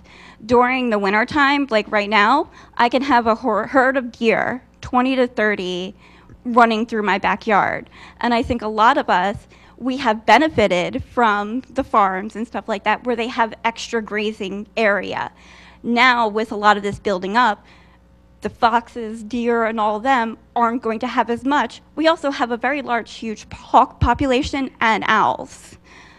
This will be less. I understand you're going to replant trees, but again, that takes time. How are you going, you said, have you done any environmental impact studies yet? Done our phase 1 environmental, and we've done our wetlands as required. I said, wildlife relocation is not part of what we do. Correct, and I do understand that, but that does have to play into some type of factor. And then also, will you be looking into the impact of the schools? Because you have 33 homes, you're going to expect some children in them. Yes, we would. And the North Penn school system is already very populated. Yes, and we will expect to have some children in the schools. Chris, is it fair to say that the by right plan versus the plan that you're showing for the cluster has more open space, which would provide more for the wildlife on the property? That is the plan behind it, so it wouldn't be on people's backyards. It would give naturalized corridors, really, for them to continue to have and maintain and graze that wouldn't be able to be cut down, wouldn't be able to be inhibited in any way. But if this conditional use did not go forward and you had to do the by right plan, there'd be less open space for the wildlife. Correct. Is that correct? Correct. And I do understand that. So, and I do. I think a lot of us probably would be slightly more comfortable with this plan we're not totally opposed with more people coming in and experiencing Hatfield. I just think we would be happier and more accepting if we had a little bit more buffer zone, or if we saw like 1 or 2 less houses, because the other addition is flooding. My backyard is a mess. The next time it rains heavily, you can come on down. Me and a neighbor, we can have a pool party. I've got new friends I've made who are happy to send me pictures when it floods from down along that creek, Yeah. believe it or not. So Because like it's, you might think this is funny, but it I don't. really is it's bad. Right.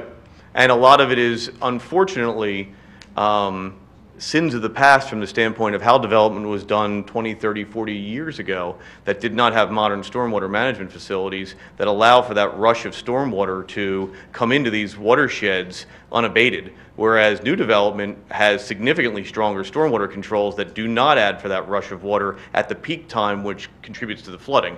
And that would be the way our development would be designed to handle that. The other question I had, would you be making your environmental studies public so that way we could see your studies as well? We did a phase 1 environmental. I'd be happy to supply a copy to the township. Great, thank you. Yep. All right, if there are any other questions, please raise your hand. We'll get you the mic. Okay, seeing none. Mr. Freeman, do you want to give, oh, I'm sorry, sir. Okay, okay. Mike Morellis, 2449 East Or Villa. Now, when you get ready to start doing the construction, are you going to be clear-cutting everything out of there, or are you going to be leaving trees on each lot? We will look, because of the nature of the trees that are on the property, based on grading, based on where stormwater management has to go. My goal would be to try to preserve several of the larger trees just because it does provide value to the overall development. I will point out specifically the piece of open space that's shown right here. There is a circle in it. There is a specific tree per agreement with Mrs. Lawton that can't be cut down as part of the agreement. But no, I think what we'd like to, particularly in the rears of the lots here, which is why we want to move it over, to the rears, I mean, really in the rears of the lots is where we'll have the opportunity to try to not, clear cut to the back of the property line. You clear cut to where the building would go and leave yourself 20 feet to get Like around. I said, I mean, I've lived in developments where they've left trees in the front, and worked around it. I just am saying, I mean, if you start clear cutting, then definitely stormwater management is going to be. And we have an incentive within our, within the stormwater management regulations, quite frankly, with the new permit that came out, we now get better credits for evapotranspiration, which is directly related to the size and number of trees you have. So there's an incentive to work around some of those. And we're going to have opportunities. There's open space and corridors right here, along the borders here. I mean, the white shows where the lots are going to be. Doesn't mean that's going to be our limited disturbance to clear to that point. Okay, thank you. You're welcome. Hi, I'm Jim McKelvey, 2456 Merrill Drive. A concern I have, sir, is you mentioned that you will not be gaining access or have egress into the site off of Villa Road. So that leads us to believe that you're going to come down Villa Road. You're going to come in on Merrill Drive, which is right off over Villa. I'm familiar, yes, I'm familiar Absolutely. with Merrill. Right. So our or Clymer to Holly. I mean, that's. Our street is in the crosshairs of all the construction traffic. So coming down Merrill Drive and turning into Holly, that's going to be a major staging area, I see, for your loading and unloading of your heavy equipment. The question I have to the township is, what are you going to do to prevent these fine gentlemen from Watch staging? that. We haven't established that. Okay. From them, 7 o'clock in the morning, being in construction, I see it happen with many developments that you bring your trucks in at 7 o'clock, the motors are running, the trucks are idling, they're waiting to move the equipment in and out. And that could really, the small street we have now is actually coming around with houses being sold and more young children being in there is a major concern when you have your school buses coming down, children walking back and forth to get to the school bus, and having such a small area blocked by construction equipment. Now, I understand you say you'll try to limit that, but you park 1 or 2 trailers on, the side of the road, we're kind of out of space. We will not be parking trailers along your side of the road. That the only thing you would have is equipment driving by to get to the site. It would be unloaded on the. We will put a construction staging area on our site. We have a stone access into it. We unload and load on our site, and then they either pull in or pull out. There is no backing up vehicles along roadways and we don't start. We would probably start construction on a model home. The first home built would probably fall 32 or somewhere in that area but we wait until house construction, except for a model home, until our roads are black, so that we have an area to bring our construction, vertical construction crews in, load trusses, load lumber, load other things, not from adjacent roadways. Okay, so you're telling me in the very beginning, when you get into your land movement, Land movement, you're going to have all the heavy equipment come at one time. There'll be a staging area on the site. It'll be parked there and won't be removed until we're done. I would just add that the project would have a pre-construction meeting. A lot of these operational issues would be ironed out at that time. In terms of noise, valid concern, the township has a noise ordinance.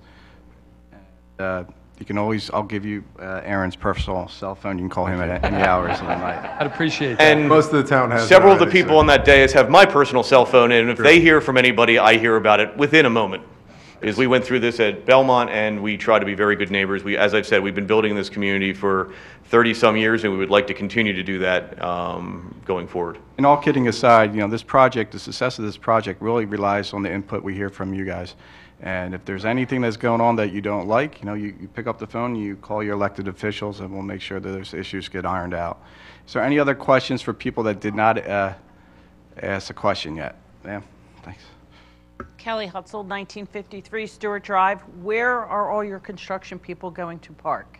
On site, On site? yeah. As soon as we open up the construction entrance. When you open it? Yeah. Where are they going to park before you open it with your equipment? Well, typically what we would end up showing up with is one bulldozer and an opportunity to put in a construction entrance. So you might have one person or two people parked right here on Pelham Drive until we get the construction entrance opened. There's not, I mean, that's a 1 to 2 week process before we can get on site and fully park on site. You say you start at 7 o'clock in the morning? Construction generally starts at 7 in the morning, yes. 5? 5 to 6, depending on what the township hours would be. How big is the crew that usually comes to where they're going to be parking on that street for the traffic? Well, I mean, at differing stages, you're going to have a clearing crew that'll come in first, probably 5 people. You're going to then have your site crew that's going to be a couple bulldozer operators and some truck drivers. It might be 8 or 9 people. So Do they all come in their own cars, or do they all come in one?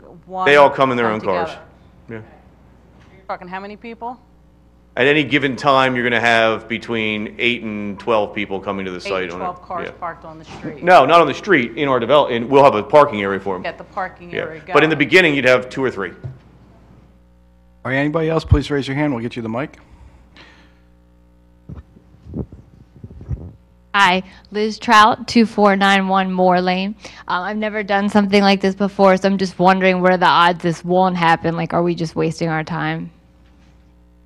Well, conditional use is a use permitted by the code. Because of its very nature, there are certain conditions that they have to show that they satisfied. So if they satisfy those conditions, then the board really has no choice but to grant it. But this is really just the first bite of the apple. Then you have planning commission meetings, the whole land development process, and that's why I'm saying that it's important that you stay active through the whole process, the land development process, so you can make sure that your concerns are addressed through the land development process as well. And I will be the first as a developer to say our plans get better. They don't go away, but our plans get better with feedback from neighbors and making sure that they work well. You know, the comment about the loop from the trail up to the street, things along that line. We improve our plans with that type of feedback at the Planning Commission. Yeah, I'm going to jump in. It's not a waste of time. Somebody over here said that perhaps some stormwater management issues could be addressed that they're experiencing. If the developer's willing to get in there and do that, that's a benefit to the person who's already living there. So your input is absolutely necessary as we go through this process. Get the best plan for all of us. Yeah, one example is the buffer that they were just talking about. They heard your input and they're willing to make that a condition. So that's a concrete example of something, of public input that makes a plan better. All right, before we get back to you, is anybody else who hasn't gone yet would like to ask a question? If not, you're ready to go. All right. Round 2. All right, round 2. Okay, so my final question is, it's really to the commissioners here. The house developer, not land developer, the house developer brought his lawyer. Do we have representation that's going to look at that? Well, that would be me, sir. No, my first time. That's you? Yeah, I'm the township solicitor. Okay, so, all right, so we need to talk to you. Okay. Don't have a Wildcat, got a law degree. Okay. That's all I had. And I only brought an attorney because I'm required by law not to practice law, or Mr. Iannozzi would Nor yell am at I. me. That's a good question, sir. All right, now at this time, Andrew, I know we went through a lot of this. Do you want to kind of give a closing remarks? And then I promise the public, if they want to give statements, we're going to give you that opportunity just to briefly give your statement on the project. Honestly, John, Yeah. I think you've heard enough from us. Okay. I think this board understands the conditional use process. I think the land development process has been explained. I think the record reflects, our burden and how we've achieved that. So I'm fine. Okay. On behalf of the board, I want to personally thank everyone for being civil and patient through this process, and I really think it was a constructive conversation that will make this project better. So at this time, if anybody wants to give a statement on the project, feel free to get up at the dais there, the podium, and state your name again, and you can give a brief statement if you would like. Folks, while you're thinking that through, whether you're going to step up to the podium, I had some meetings ago when we had a similar type development, someone said, what did they give you? What exhibits are you looking at as commissioners? Because obviously you don't all have the luxury of this. And I mentioned at the beginning of this, we had not seen these exhibits. There's nothing particularly exciting about this, but I do want you to know exactly what we're seeing and considering.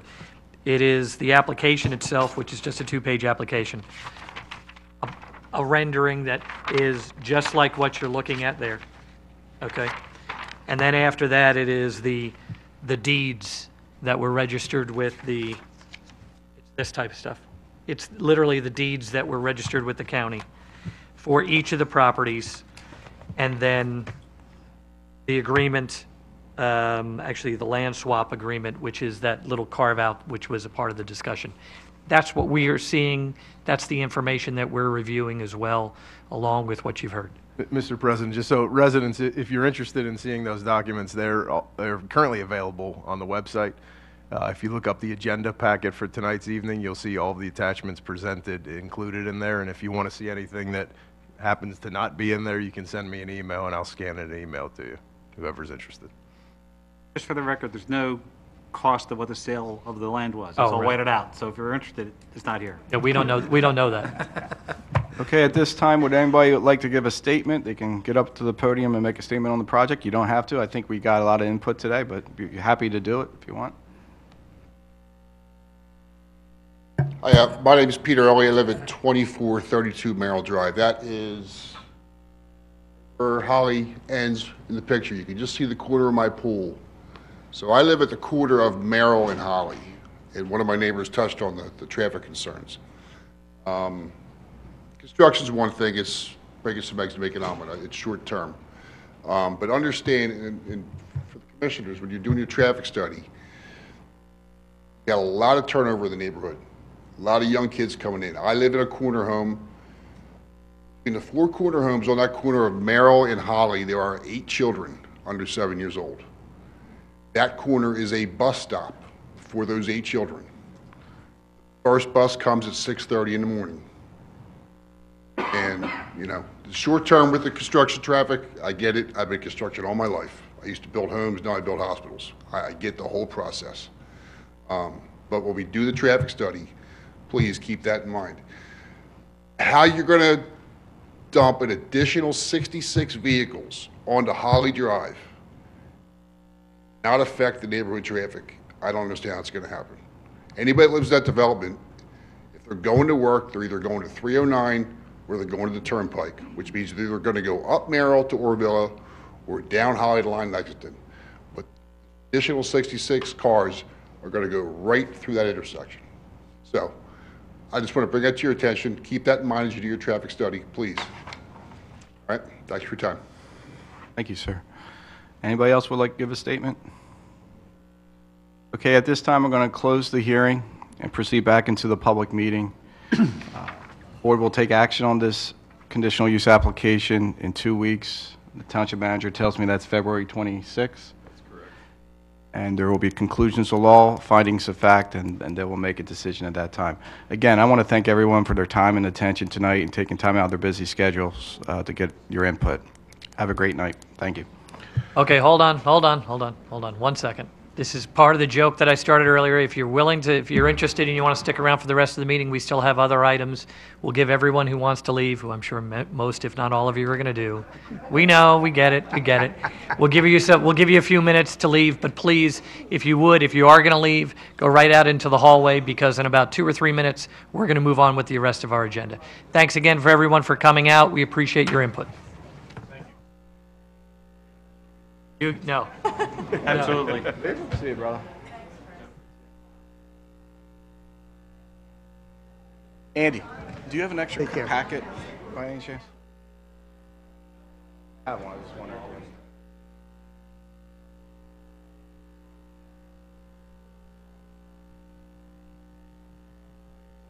Seriously, we don't want to be in that category. Roll water there, Jer.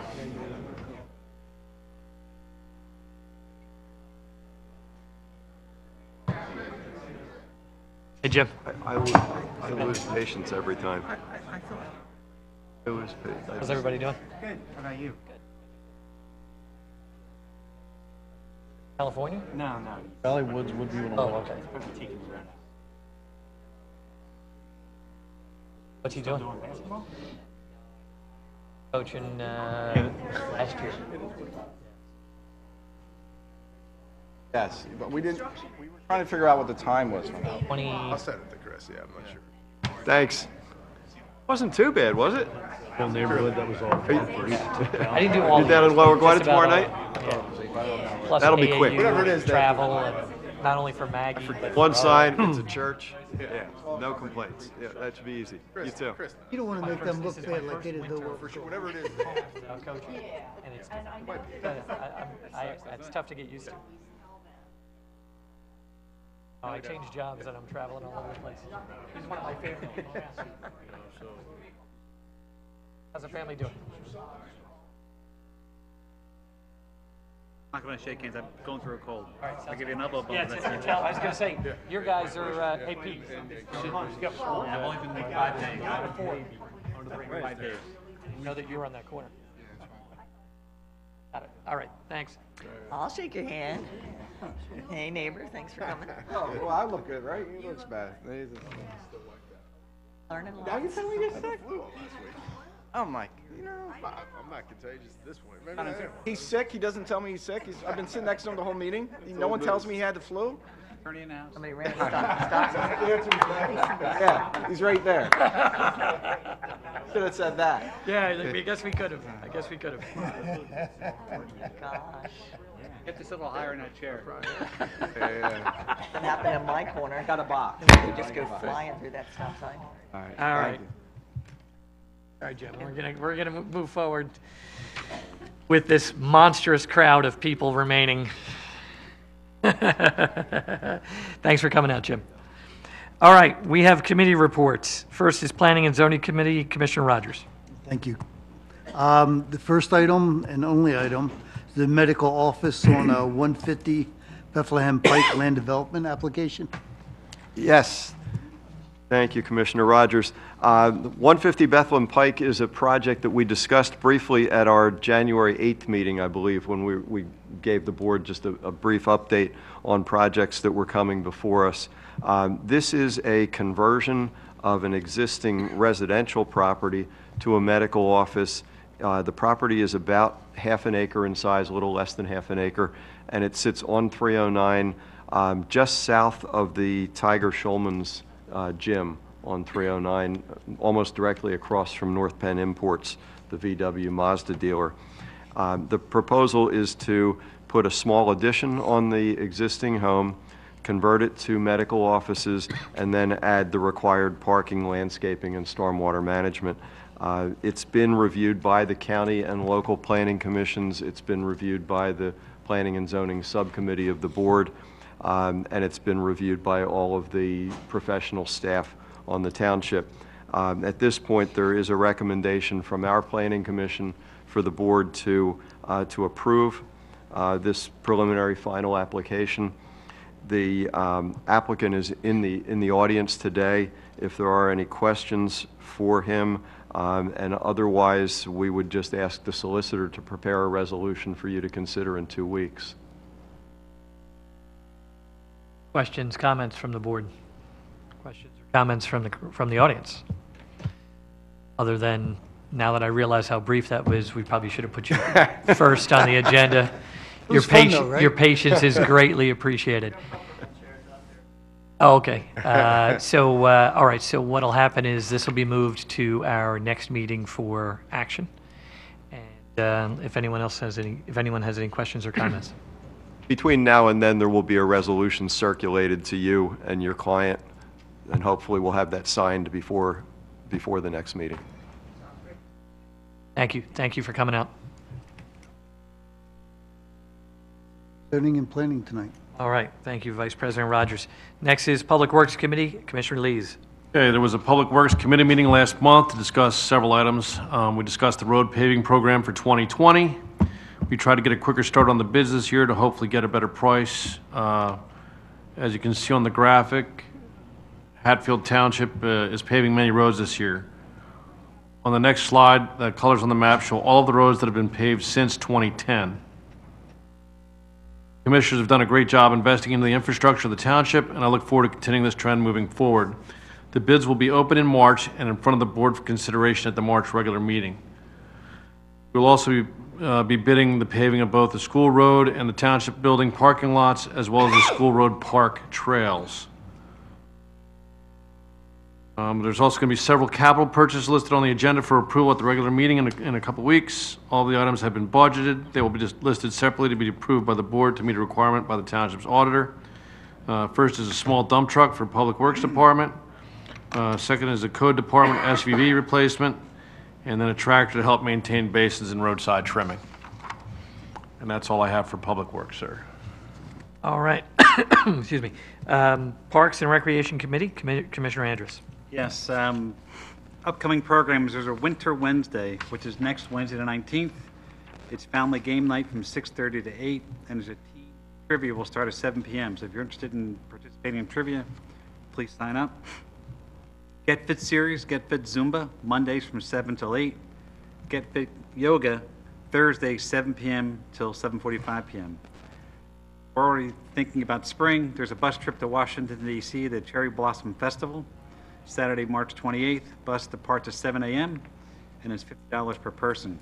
Please register for these programs at www.hatfieldrec.com. Hatfield Aquatic Center, there's online registration is open. There's a 10% discount, which runs until Friday, March 6th at 12 p.m. Be sure to read all the information on the website, as we have several new changes for the 2020 season. Summer employment, for those interested in summer employment, there's currently accepting applications for the Hatfield Aquatic Center. They have camp counselors, aquatic center, lifeguard, front desk, attendant, operations, concessions. All that information is also available on the website. Summer camps, Hatfield's Summer Rec Camp online registration is open now. Runs for 2 to 3 week sessions, or 2 3-week sessions. Specialty camps online registration now open. There are various specialty camps available throughout the summer: science camps, sports camps, nature camps, etc. Discount ski tickets, although it seems hard to fathom that we're actually skiing anywhere near this area. There's a complete list of those ski resorts that can be found on our township website as well. Thank you. All right. Did I skip my own public safety for a second? No, I didn't. I didn't. I'm sorry. I am next. Still in line. I am. I thought I did. I struck it on my list. Do you want to discuss the conditional offer for police officers? Yeah, let me take that item, Mr. President. And then I before we have a get number into of your report. announcements, right? Yes, just so the board's aware, in 2 weeks from tonight, there'll be 2 motions for consideration to hire the 2 new police officers, or to make a conditional offer contingent upon the successful completion of several different pre-employment exams. We've been going through the process with civil service for the past 4 months, and the police department and civil service are ready to certify the list, and the board will be in a position to make these offers. And then as those 2 applicants go through, and as long as they're successful, we'll see them back in this room probably in April for the swearing-in ceremony. So that's coming your way in 2 weeks, just to give you a heads up. Okay, a couple of quick announcements also under public safety. Just for those people who are wondering with regard to community outreach that our police officers have had and will have, On January 7th, for a number of hours, there was coffee of a cop at the ShopRite on 40-Foot Road. On January 15th, Detective Tierney, Corporal Peck, and our evidence tech, Lindsay Montoya, held a neighborhood watch meeting with residents. On January 20th, our Township Manager, Aaron Bebro, Chief Tierney, and Officer Ryan Saunders attended a celebration breakfast at the Dr. Martin Luther King event. This was held at Normandy Farms and was attended by local police chiefs and American Legion members, as well as North Penn, Satterton, Upper Dublin, and Wissahickon school districts. On January 24th, Chief Tierney and Officer Souter spoke at the students at Liberty University about increasing the diversity in police work. On February 12th, officers from area departments will appear at the Upper Dublin High School to celebrate the 100th anniversary of the NAACP. On February 14th, we will again hold a Coffee with a Cop event at the ShopRite from 2:45 until 6:45. And lastly, on February 23rd, people can join officers at the Black Reserve Bookstore located at 317 West Main Street in Lansdale with regard to education awareness initiatives. Free supplies will be handed out, and officers will be interacting and handing out giveaway items if anyone is interested. So just a little bit of the outreach that our officers, like I said, have done and will do in February. And we will move on to our Finance Committee. Commissioner Andrews. Our Finance Committee report is exceptionally short. There's nothing to report. Okay. No news is good news. We're going to move on to our Township Manager's report. Aaron. Mine will be a little bit longer, but not much. Just a quick... That'll be a slideshow. Without question. So now that the commissioners have successfully began the realignment of the Cowpath or Villa intersection, we start to now look at other intersections that we can make better. So based on the feedback over the years from the traffic forum that President Zipfel has hosted over the years and public comment, working with the traffic engineers, we've identified these two intersections. And I was tempted to bring this up earlier while we had a room full. I'm sure we would get a lot of opinions about these intersections as well as others. But these two are, based on all the feedback that we've received, we feel as if it's time to focus on these two to try to make some improvements. So just a quick visual of, we all know Coffle and Orvilla, and when you hit that at a certain point, you're going to be there for a while. So there's some improvements that need to be made there. Regarding both of these, what we'd like to do now is just some preliminary studies by McMahon, our traffic engineer. Some of it has already begun on Coffle and Orvilla. Some of those residents, if you live there, you've received a letter because there's some survey work being done. And then the other intersection, which we've all been stuck at, this one, no matter which way you're going, Welsh and Orvilla, obviously some major limitations with a cemetery here and a gas station here. And across the road is Town Menson, so this will be an intermunicipal project. We're working with Town Menson. Both towns have this on the Act 209 improvement plan. To do some type of improvement there. So the developers' fees that will be generated from developments like what we discussed earlier tonight will then be reinvested in the community.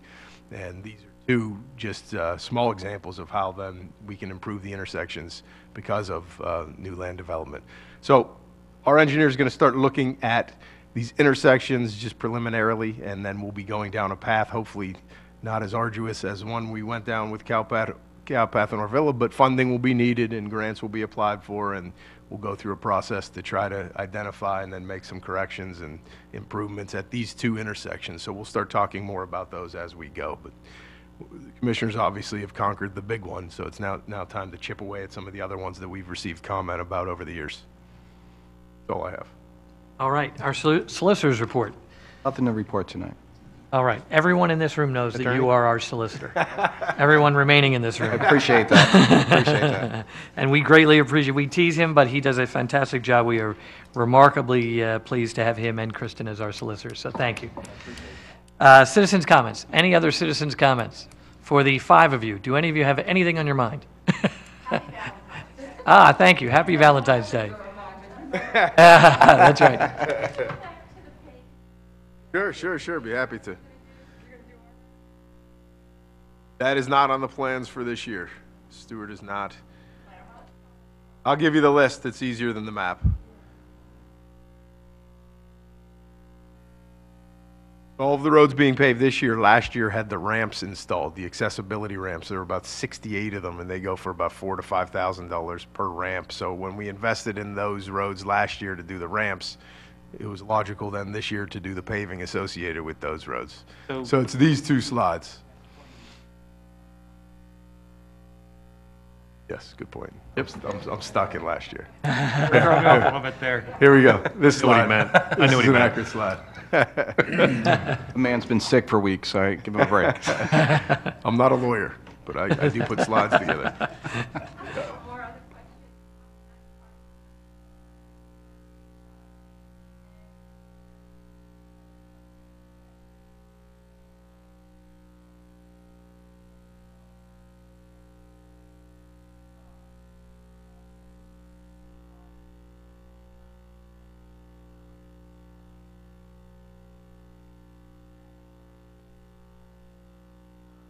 Apply. You live next to a basin, Carla? That's for new construction, but it's certainly a best practice, and we know there's some issues with the basin next to you.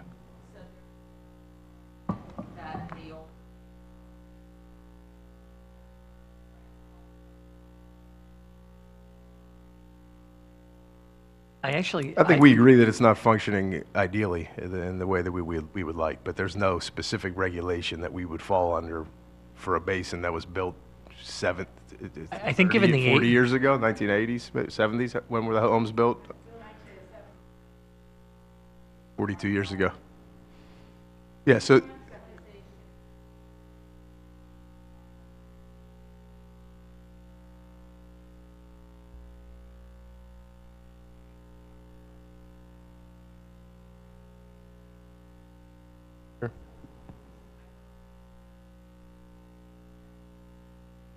It gets opened up every once in a while. I think you just did. That's right. That's right. And then there's the counter argument, and then there's, two different Pull the Band-Aid off. theories of thought on this, for sure.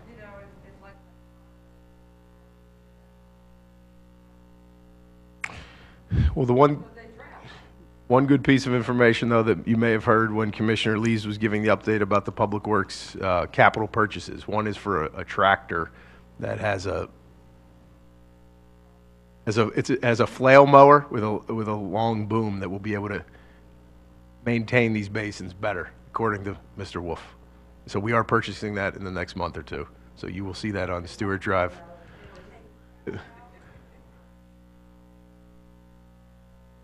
Can't commit on that. Not sure. That's all right. That's all right. I have no problem with that. I'm waiting for the deer question. All right. If there's nothing else for the good of the order I don't see anything from the dais, I will entertain a motion to adjourn. Is there such a motion? So moved. Motion by Commissioner Zimmerman, second by Commissioner Lees. Is that right? Correct. All in favor of adjournment, say aye. Aye. Opposed? Hearing none, we are adjourned. Thanks for coming out, folks.